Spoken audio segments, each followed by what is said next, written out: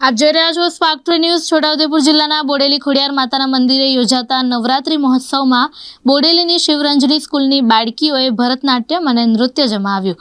છોટાઉદેપુર જિલ્લાના બોડેલી ખાતે ખોડિયાર માતાના મંદિરે નવરાત્રી મહોત્સવમાં શિવરંજની સ્કૂલ કોરિયોગ્રાફર કિંજલ પુરોહિત જે બાળકીઓને ભરતનાટ્યમ નૃત્યની પ્રેક્ટિસ કરાવી તે બાળકીઓએ ગરબા મહોત્સવ દરમિયાન ભરતનાટ્યમ કરીને સુંદર પ્રસ્તુતિ કરી, જે નૃત્યને જોવા મોટી સંખ્યામાં લોકો ઉપસ્થિત રહ્યા।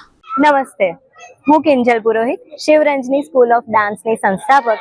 આજે અહીંયા ખોડિયાર મંદિરના ચોગાનમાં મારી બાળાઓએ ખૂબ જ સારું એવું ભરતનાટ્યમ નૃત્ય પ્રસ્તુત કર્યું છે, તેમજ અહીંયાના આયોજકો અને અમને બોડેલીના લોકોનો પણ ખૂબ જ સારો એવો સપોર્ટ મળ્યો છે અને ખૂબ જ સારી એવી સંખ્યામાં લોકો આ દીકરીઓનું પરફોર્મન્સ જોવા હાજરી આપી।